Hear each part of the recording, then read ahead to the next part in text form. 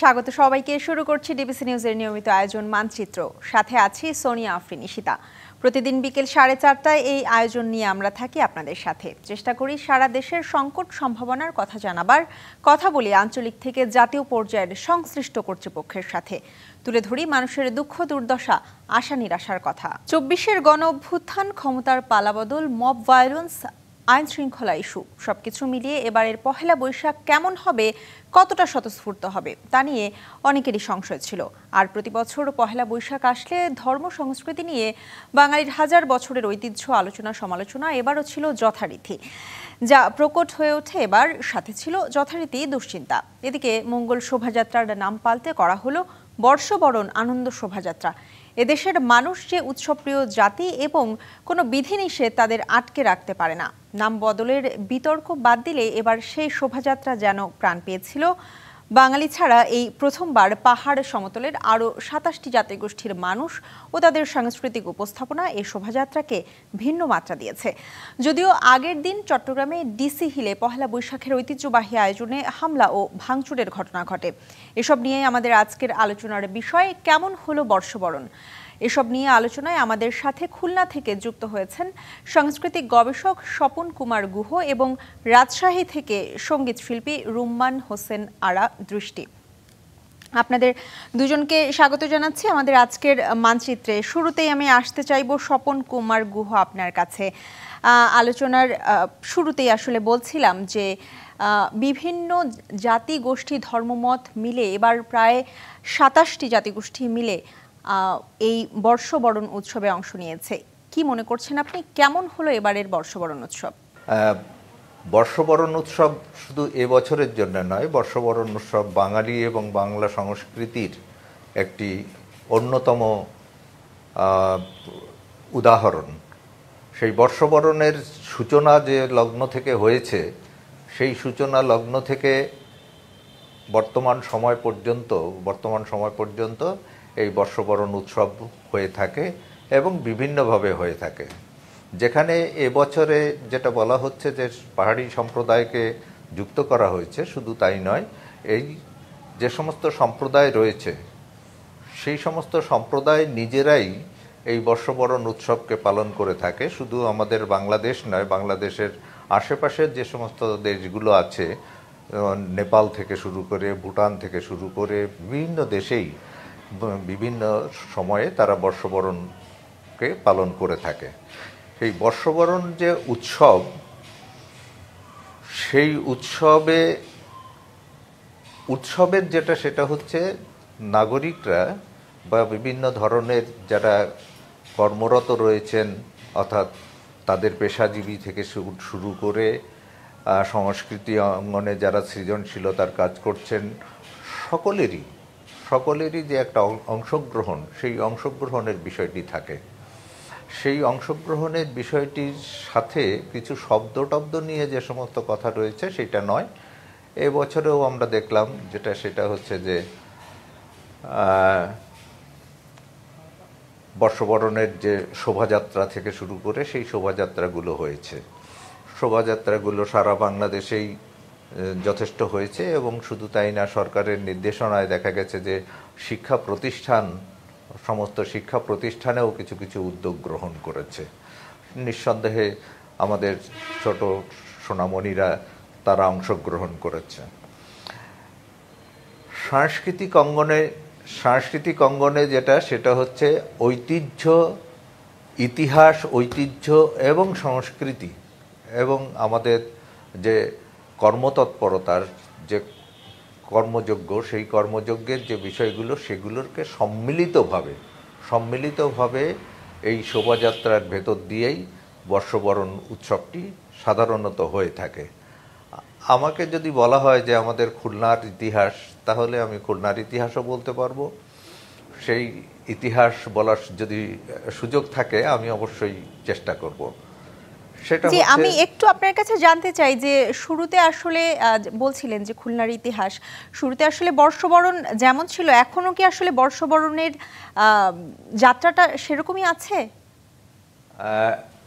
বর্ষবরণের সময়ে সেটা হচ্ছে যে সাধারণ মানুষ থেকে শুরু করে সবাই ধর্ম বর্ণ নির্বিশেষে কর্মজীবী মানুষ থেকে শুরু করে সবাই একটা সংহতির মতো করেই ইতিহাস ঐতিহ্য সংস্কৃতিকে নিয়ে সামনের দিকে এগিয়ে যাওয়ার যে চেষ্টাটা সেই চেষ্টাটা করে। সেখানে কোনো যদি নতুন ধরনের কোনো নির্দেশনা বা কোনো কিছু দেওয়া হয় সেগুলো আসলে একটু বিভ্রান্তি তৈরি করে। কিন্তু সেই ধরনের বিভ্রান্তি হলেও দেখা যায় যে যেভাবে সমস্ত কিছু হয়েছে সেটা শান্তিপূর্ণ অবস্থাতেই এটা এবছরও শান্তিপূর্ণ অবস্থাতে হয়েছে। কিছু বিষয় আছে যেগুলো নিয়ে অনেক তর্ক বিতর্ক হয়েছে, কিন্তু আসলে সেটা ভালোভাবেই আসলে সম্পন্ন হয়েছে। অসংখ্য ধন্যবাদ। আমাদের সাথে আছেন রাজশাহী থেকে সঙ্গীত শিল্পী রুম্মা নারা হোসেন দৃষ্টি, আপনাকে স্বাগত জানাচ্ছি। আপনার কাছে আসলে জানতে চাইবো যে রাজশাহীতে কেমন হলো আসলে এবারের বর্ষবরণ অনুষ্ঠান? ধন্যবাদ আপনাকে। আমি যতদূর দেখেছি যে এবার বর্ষবরণ মানে আমরা যে আতঙ্কটাতে ছিলাম যে দলমত নির্বিশেষে আদৌ আমরা করতে পারবো কিনা, এটা আমাদের ঐতিহ্য ধরে রাখতে পারবো কিনা, সেই সংশয়টা আসলে সেই দিন ছিল না। মানে খুব সুন্দরভাবে সব জায়গায় খুব আনন্দের মধ্যে দিয়ে এই দিনটা সবাই পার করেছে। জি, অসংখ্য ধন্যবাদ। আমরা আপনার কাছে এ পর্যায়ে একটা গান শুনতে চাই। আচ্ছা, একটা হারানো দিনের গান শোনাচ্ছি, ভুল ত্রুটির জন্য আগে মাপ চাইছি। যারে যারে উড়ে যারে পাখি ফোরালো প্রাণীর মেলা শেষ হয়ে এলো বেলা, আর কেন মিছে তোরে বেঁধে রাখি যারে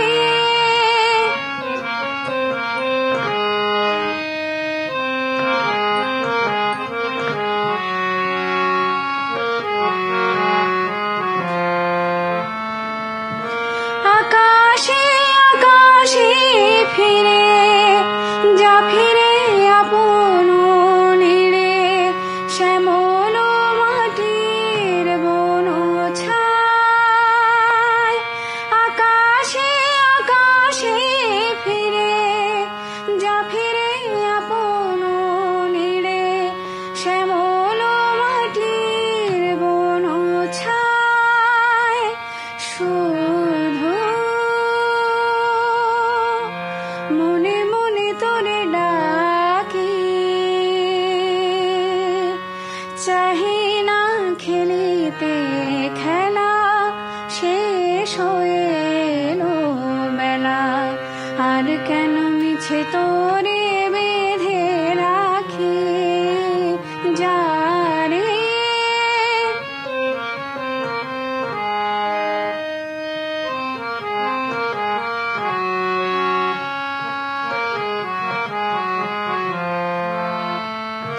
আমারই স্বপ্ন হয়ে কত কি যে গেছো কয়ে, হৃদয় পিঞ্জরে বসিয়া। আমারই স্বপ্ন হয়ে কত কি যে গেছো কয়ে, হৃদয় পিঞ্জরে বসিয়া। অসাধারণ অসাধারণ অসাধারণ একটি গান শুনতে শুনতে আমাদের সময় হয়েছে একটি বিরতি নেবার। বিরতির পরে ফিরে এসে আমরা আরো বর্ষবরণ নিয়ে আলোচনা করব। মানচিত্রে একটা বিরতি নিচ্ছি, সঙ্গেই থাকুন। দেখছেন মানচিত্র। আজ আলোচনা করছি কেমন হলো বর্ষবরণ এই প্রসঙ্গে। আমাদের সাথে আলোচনা করতে আছেন কয়েকজন অতিথি। শুরুতেই আসতে চাইবো স্বপন কুমার গুহা, আপনার কাছে জানতে চাইবো যে আসলে ভবিষ্যতে সংস্কৃতি অঙ্গনের আসলে কোন পরিবর্তনটা দেখতে চাচ্ছেন, একদমই সংক্ষেপে।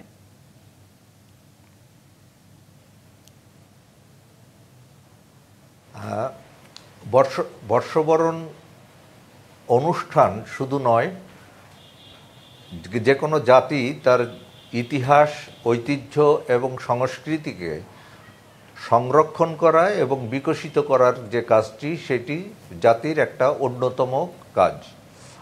বর্ষবরণের যে উদ্যোগ, সেই উদ্যোগে যত রকম সৃজনশীলতা আছে সেই সমস্ত সৃজনশীলতাকে সামনে তুলে ধরা, অর্থাৎ আগামী প্রজন্মের সামনে তুলে ধরা এবং সবাই সম্মিলিতভাবে সেই কাজটি করার ভেতর দিয়েই সামনে এগিয়ে একটা যাওয়াটাই বড় হচ্ছে পরিবর্তন হবে। অসংখ্য ধন্যবাদ স্বপন কুমার গুহ আপনাকে। আমাদের সাথে আছেন বান্দরবান থেকে সৈকত দাস। আপনার কাছে জানতে চাইবো যে বান্দরবানে এই বর্ষবরণ উপলক্ষে কি আয়োজন আছে?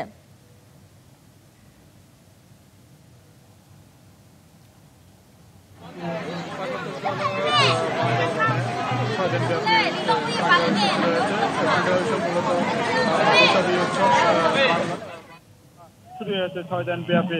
আজকে আনুষ্ঠানিকভাবে এর শেষ দিন। আপনারা দেখতে পাচ্ছেন যে আনুষ্ঠানিকভাবে শেষ দিন, এবং এখানে সবচেয়ে বড় আকর্ষণ হলো জলকেলি উৎসব। আমরা বাঙালিতে যারা যেটা বলি যে জলকেলি উৎসব বা ওয়াটার ফেস্টিভ্যাল, এবং মারমারা সেটাকে বলেন যে রিলেন কোয়ে। এই উৎসবকে ঘিরে পার্বত্য জেলা বান্দরবানে এখন উৎসবের আমেজ বিরাজ করছে। এখন আমি বাজার মাঠে সবচেয়ে জেলা বান্দরবানের সবচেয়ে বড় আয়োজন হয় এই রাজারহাট প্রতি বছর হয়। এখানে বিশেষ করে নারী এবং কিশোর কিশোরীরা বিশেষ করে নৌকা থেকে পানি একে অপরকে। সৈকত দাস, আপনাকে অসংখ্য ধন্যবাদ। আমাদের সাথে পটুয়াখালী থেকে যুক্ত আছেন মহিবুল্লাহ চৌধুরী। মহিবুল্লাহ চৌধুরী, আপনার কাছে জানতে চাইবো যে পটুয়াখালীতে বর্ষবরণের কি অনুষ্ঠান চলছে?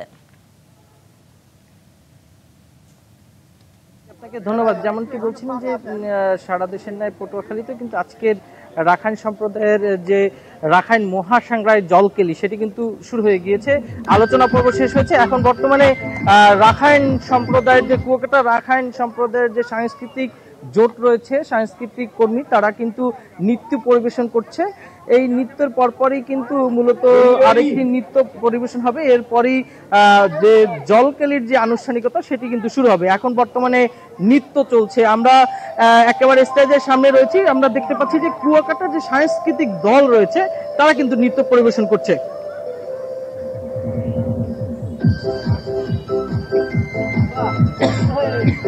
অসংখ্য ধন্যবাদ মহিবুল্লাহ চৌধুরী আপনাকে। আমাদের সাথে আছেন রুম্মান হোসেন আরা দৃষ্টি। আপনার কাছে আসবো, আপনার কাছে একটা গান শুনতে চাইবো, এবং গান শুনতে শুনতে আসলে আমাদের অনুষ্ঠান শেষ করতে চাই। তবে তার আগে আমাদের দর্শকদের কাছ থেকে বিরতি নিয়ে আসতে চাই। দর্শক, এই ছিল আজকের মানচিত্র। আগামীকাল অন্য কোনো অতিথির সাথে আবারও আলোচনায় যুক্ত হব। ততক্ষণ পর্যন্ত সঙ্গেই থাকুন। রুম্মান আরা হোসেন দৃষ্টি। জি আপু, আমাদের বাংলার গান, আমাদের মাটির গান, একটা লোকগান কি লালন সঙ্গীত পরিবেশন করতে যাচ্ছি। বলি মা তো চরণ ধরে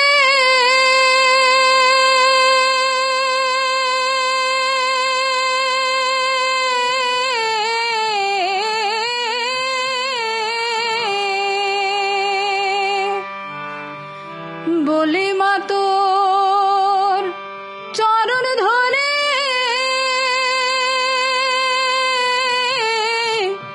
ননি চুরি আর করব না মাগো, ননি চুরি আর করব না।